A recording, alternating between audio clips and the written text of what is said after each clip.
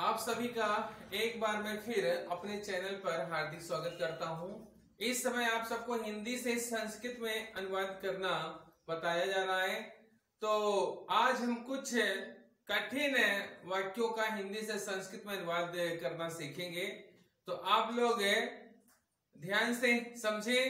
आपको हम इसके पहले पांचों लकार बता चुके हैं, किस लकार का कहां पर प्रयोग होता है और कितने पुरुष होते हैं, कितने वचन होते हैं। आप सबके समझ में काफी हद तक आ गया है। और अब हम कुछ कठिन वाक्य समझेंगे। तो आज का पहला वाक्य है, ध्यान दीजिए आप लोग। पहला वाक्य है,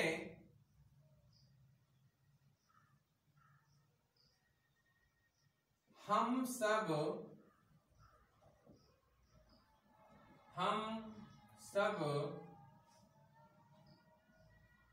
बाजार नहीं गए थे।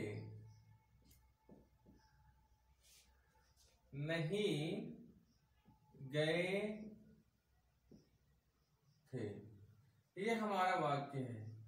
अब इसमें हमें ये देखना है कि इस वाक्य में कौन सा लकार होगा। ध्यान से हम लोग इसको पहले देखें। हम सब बाजार नहीं गए थे।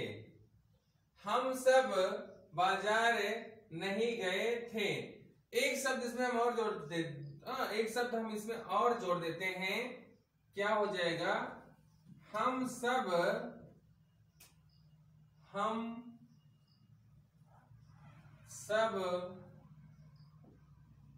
कल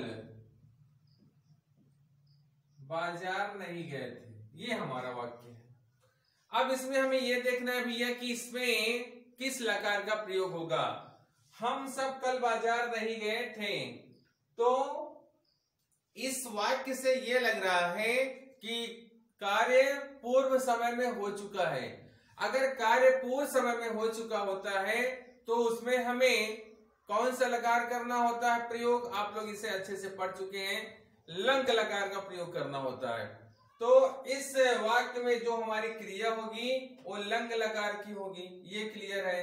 अब हम सबसे पहले अपने कर्ता के पास चलेंगे। कर्ता इसमें क्या है? हम सब। अब हम सब कौन सा पुरुष है और कौन सा वचन है? आप सबको ये भी पता है। हम सब यानी कि दो लोग से ज्यादा है, इसका मतलब बहुवचन है। और ये मैं का बहुवचन है, अर्थात उत्तम पुरुष है बहुवचन। हमारा कर्ता उत्तम पुरुष बहुवचन का है तो हमारी क्रिया भी उत्तम पुरुष बहुवचन की होगी। तो हम सब का संस्कृत में अनुवाद हो जाता है वयम। हम सब का संस्कृत में अनुवाद हो जाता है वयम। कल दो प्रकार का होता है। एक तो होता है स्व। स्व माने भी कल होता है।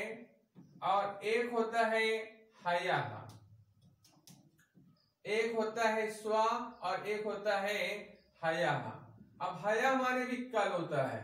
अब बात यहां पर यह आती है कि स्व का मतलब होता है आने वाला कल। स्व का मतलब होता है आने वाला कल। इसे अंग्रेजी में टुमारो बोलते हैं।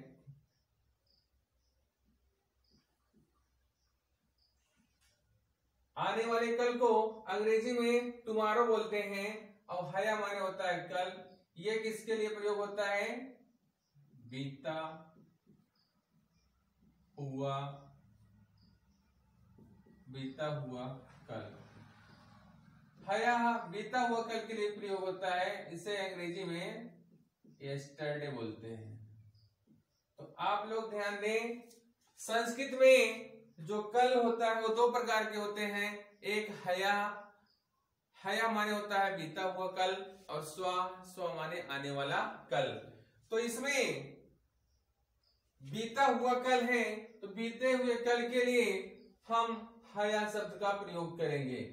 अब वयम माने हम सब और कल का हो जाएगा हयः। कल का हमारा हो जाएगा हयः। और बाजार का होता है आपणम। आपणम माने भैया होता है बाजार, तो यहां पर लिखेंगे आपड़म, आपड़म। अब बचा क्या है? नहीं। नहीं का हिंदी से संस्कृत में अगर अनुवाद करते हैं तो उसका होता है ना, ना माने होता है नहीं, तो लिख दिए ना। बचा क्या है? गए थे। ये गए थे मतलब भूतकाल है। अब भूतकाल में लंग लकार की क्रिया प्रयोग होगी, और किस पुरुष और किस वचन की? हमारा कर्ता उत्तम पुरुष बहुवचन है, इसलिए जो हमारी क्रिया होगी वो भी उत्तम पुरुष और बहुवचन की लगेगी, क्योंकि हमारी जो मुख्य क्रिया होती है वो कर्ता के अनुसार लगती है। हमारा कर्ता जिस पुरुष और जिस वचन का होता है उसी पुरुष और वचन की हमारी क्रिया होगी। तो हम इसके लिए क्या काम करेंगे? जितनी भी धातुएं होती हैं, जैसे पठ धातु हुई तो इसको हमें याद कर लेना है, और गम धातु है इसका रूप कैसे चलता है इसको याद कर लेना है, हंस धातु है इसका याद कर लेना है, क्री धातु है इसका याद कर लेना है, और द धातु है। तो कुछ इंपॉर्टेंट धातुएं हैं जिसे हमें याद कर लेना बहुत ही जरूरी है, जिससे कि हमें अनुवाद करते समय किसी प्रकार की कोई दिक्कत ना हो। अब पठ माने क्या होता है? पढ़ना। पठ माने क्या होता है? पढ़ना, और इसका रूप चलता है पठति। अगर आप एक याद कर लेंगे तो आपको काफी हद तक कोई दिक्कत नहीं होगी। गम माने क्या होता है? जाना, और इसका रूप चलता है गच्छति, गच्छति। और हंस माने होता है हंसना, इसका रूप चलता है हसती। और क्री माने होता है करना, और इसका रूप चलता है करोति, करोति। और द माने होता है देना, इसका रूप कैसे चलता है? ददाति। ध्यान दें, पठ माने पढ़ना होता है, इसका रूप चलता है पठति। जैसे पठति पढ़ता, लट लकार में पठति पढ़ता, पठंती। वैसे गम धातु का रूप चलता है लट लकार में गच्छति गच्छता, गच्छन्ति। वैसे हंस का चलता है लट लकार में हसति हसता, हसन्ति। क्री धातु का चलता है करोति कुर्ता, कुर्वन्ति। और द धातु का चलता है ददाति दत्ता, ददन्ति। अब यहां पर हमें गए थे यानी कि गम धातु का रूप लगेगा, और कौन सा पुरुष और कौन सा वचन और कौन सा लकार? तो आप ध्यान दें, लंग लकार उत्तम पुरुष और बहुवचन। तो इसका रूप क्या हो जाएगा? ये सबसे इंपॉर्टेंट है। इसके लिए आपको ये जो गम धातु का रूप है, गम धातु का आपको रूप याद करना होगा, तब जाके आपके समझ में आएगा। आप लोग अच्छे से 5-6 धातु इंपॉर्टेंट है वो याद कर लीजिए, उसी के आधार पर आपको बहुत सी धातु याद हो जाएगी, आपको किसी प्रकार की कोई दिक्कत नहीं होगी। तो यहाँ पर क्या हो जाएगा, आप लोग ध्यान दें। गए थे का संस्कृत में अनुवाद क्या होगा, आप लोग ध्यान से समझें।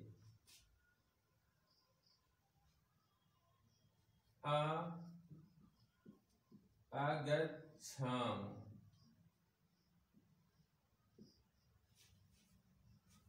गए थे। उम्मीद करते हैं कि आपकी समझ में आ गया होगा। अब वयम हयः आपणम न गच्छाम, ये आपका अनुवाद हो गया। अब दूसरा अनुवाद हम देखते हैं।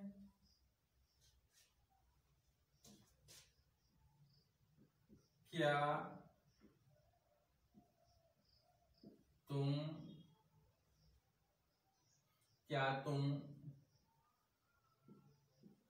किताब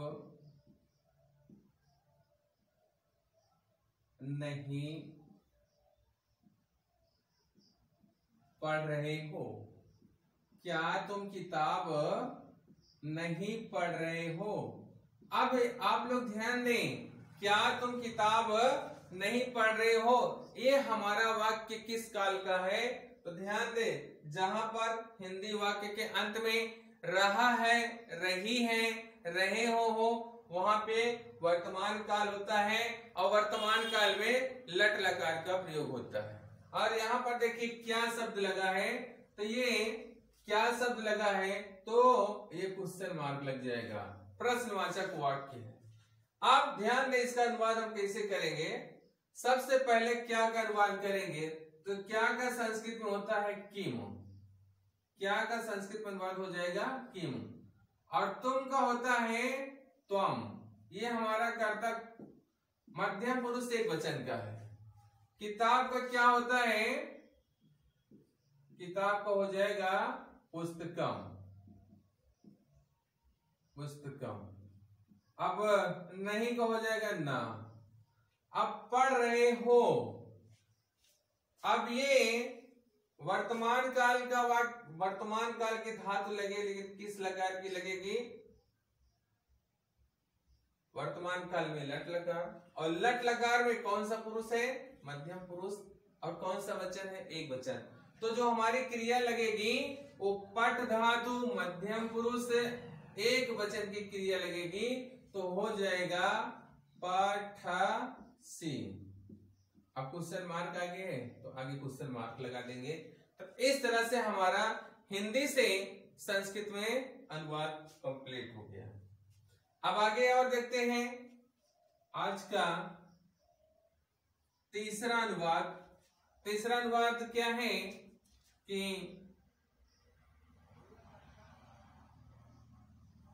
वृक्ष से पत्ते गिरते हैं, वृक्ष से पत्ते गिरते हैं। अब देखिए यहां पर पत्ते वृक्ष से गिर रहे हैं, यानी कि अलगाव हो रहा है। जहां पर कोई व्यक्ति या कोई वस्तु एक स्थान से दूसरे स्थान को जाती है या एक स्थान से दूसरे स्थान पर अलग हो जाते हैं, तो वहां पर पंचमी विभक्ति का प्रयोग होता है। अब यहां पर वृक्ष से पत्ते गिरते हैं, यानी कि जो पत्ता है वो वृक्ष से अलग हो रहा है, तो वृक्ष में पंचमी विभक्ति हो जाएगी, तो वृक्ष का हो जाएगा वृक्षात। पत्ते गिरते हैं यानी कि बहुत से पत्ते हैं, तो पत्रम पत्रे पत्राणि, क्या हो जाएगा? पत्राणि।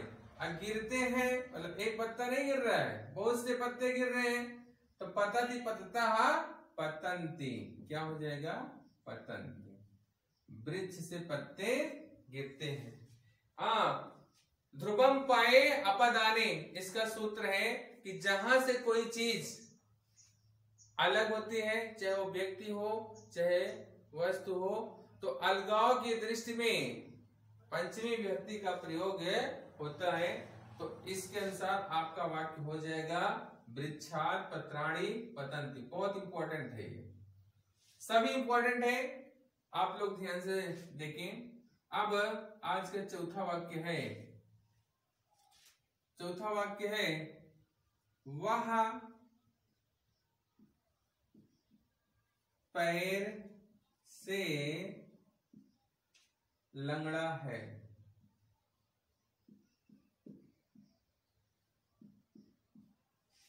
वह पैर से लंगड़ा है। अब यहां पर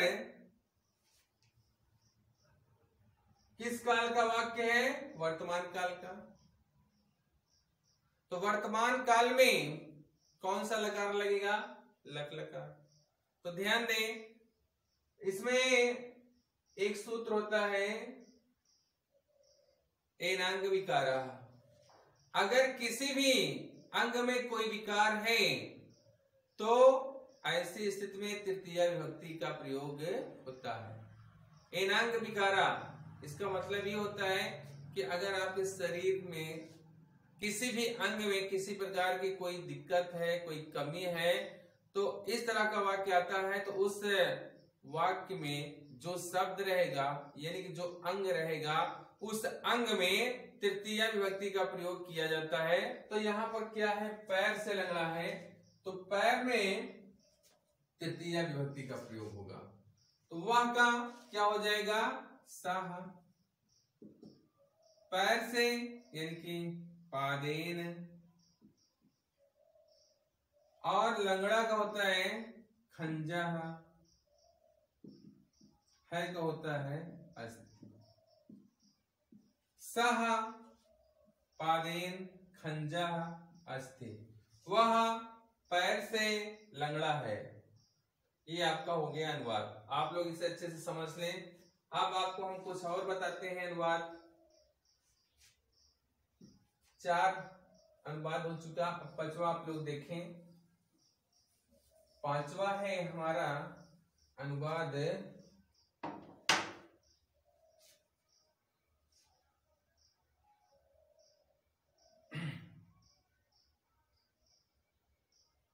वह राम के साथ, वह राम के साथ किताब पढ़ता है। अब यहां पर यह ध्यान देना है कि हमारा वाक्य वर्तमान काल का है, तो वर्तमान काल के वाक्य में हम लट लकार का प्रयोग करते हैं। अब यहां पर एक चीज और है, वह राम के साथ किताब पढ़ता है। तो एक सूत्र है, सह साकम समम सार्थम युके अब तृतीया। जहां पर ये शब्द आते हैं वहां पर तृतीया विभक्ति का प्रयोग किया जाता है। तो यहां पर राम शब्द में तृतीया विभक्ति का प्रयोग होगा। जो यहां पर चिन्ह है का, के का चिन्ह जो है, तो के अगर देखा जाए तो ये षष्ठी विभक्ति का चिन्ह है, लेकिन हमारे सूत्र के हिसाब से के नहीं लगेगा, क्योंकि वह पैर से वह राम के साथ जा रहा है। तो जहां पर साथ शब्द आ जाता है वहां पर तृतीया विभक्ति का प्रयोग होता है, न कि षष्ठी का। के हिसाब से षष्ठी विभक्ति होनी चाहिए, लेकिन यहाँ पर हमारा सूत्र सह साकम सार्थम के अनुसार तृतीया विभक्ति का प्रयोग किया जाएगा। तो वह का हो जाएगा सह रामेण सह पुस्तकम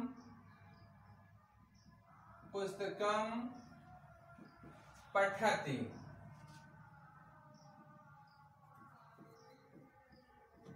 ये हमारा अनुवाद हो गया। देखिए यहाँ बात यह है कि रामायण में तृतीया विभक्ति क्यों हुई, क्योंकि एक सूत्र है सह साकम समम सार्थम युगे या तृतीया। जहां पर ये शब्द आ जाते हैं, यानी कि सह शब्द आया है, साथ, सह का अर्थ होता है साथ। तो जहां पर सह शब्द आ जाता है, सह शब्द आने के कारण राम शब्द में तृतीया विभक्ति का प्रयोग किया गया है, इसलिए इसका अनुवाद हो जाएगा सह रामेण सह पुस्तकम पठति। वह राम के साथ किताब पढ़ता है।